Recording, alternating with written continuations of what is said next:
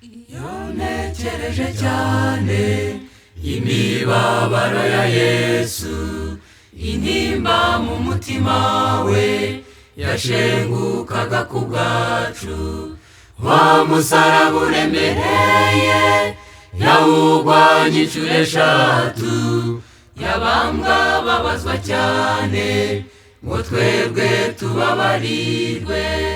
Kuwa nyuma w'iminsi 7 umusaraba isaha ya 9, ubwo nibwo umukiza yatanze ngiyi saha yo gutsinda.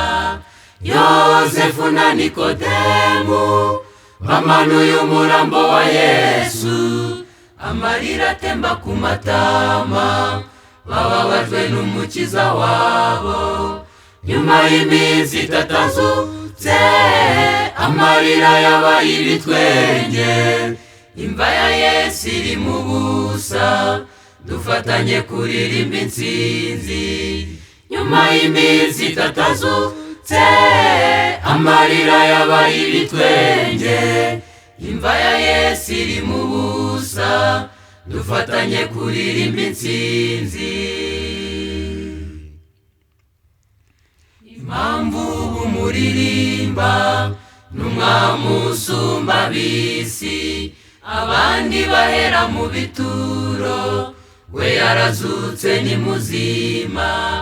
Yanahise atangaza intsinzi, ninjye kuzuka n'ubugingo, unyiringira naho yapfa hazabaho uwo mwami ashimwe. Kuwa nyuma w'iminsi 7 umusaraba isaha ya 9, ubwo nibwo umukiza yatanze ngiyi saha yo gutsinda. Yosefu na Nikodemu bamanuye umurambo wa Yesu, amarira atemba ku matama, bababajwe n'umukiza wabo. Nyuma y'iminsi 3 azutse, amarira yabaye ibitwenge, imva ya Yesu iri mu busa, dufatanye kuririmba intsinzi. Nyuma y'iminsi 3 azutse, amarira yabaye ibitwenge, imva ya Yesu iri mu busa, dufatanye kuririmba intsinzi. Nshima Imana cyane kubw'umusaraba wa Yesu, twe twari abanyamahanga, twashyizwe kure nk'ibicibwa. Kubw'umusaraba Imana yimuye imbago ngo tujye muri Yesu, abari ibicibwa turacungurwa, turi ibikomangoma by'umwami.